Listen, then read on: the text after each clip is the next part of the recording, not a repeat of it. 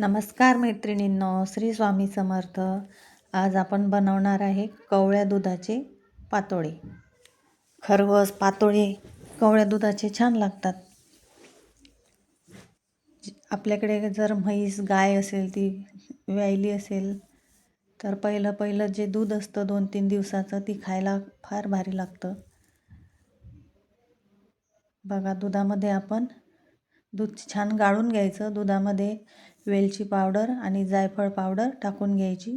नंतर त्यामध्ये गूळ विरघळून घ्यायचा. तोपर्यंत आपण इथे पाणी गरम करायला ठेवून द्यायचं, कारण आपल्याला ते वाफवायचं आहे.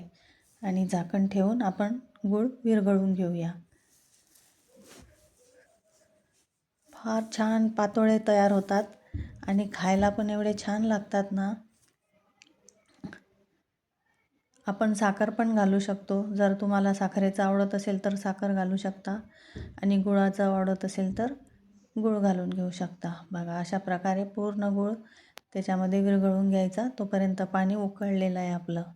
आणि आपल्याला ज्या भांड्यामध्ये आपल्याला पातोळे बनवायचे आहे ना, ते एखादं ताट किंवा एखादं भांडं, तुमच्याकडे केकचं भांडं असेल तरी चालेल, ते त्या उकळत्या पाण्यावर कढईवर ठेवून घ्यायचं.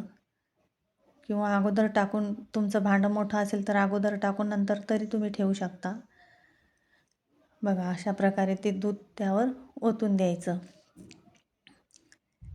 स्मूथली अशा पातोळ्या तयार होतात.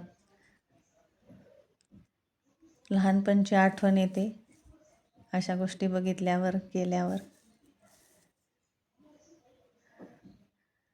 आणि ते दूध आपण 10 मिनटं, फक्त 10 मिनटामध्ये वाफवून तयार होतं. बघा, अशा प्रकारे आपलं दूध वाफवून तयार झालेलं आहे. आपण त्याचे छान पातोळे तयार करून घेऊया.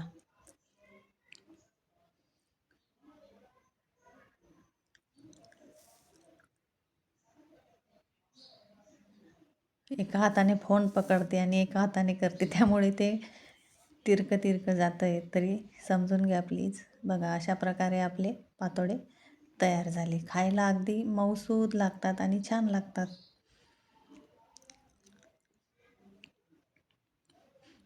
आम्हाला हे दूध मिळालं, म्हटलं चला आपल्यासोबत रेसिपी शेअर करू. तर आवडल्यास लाईक करा, सबस्क्राईब करा. धन्यवाद.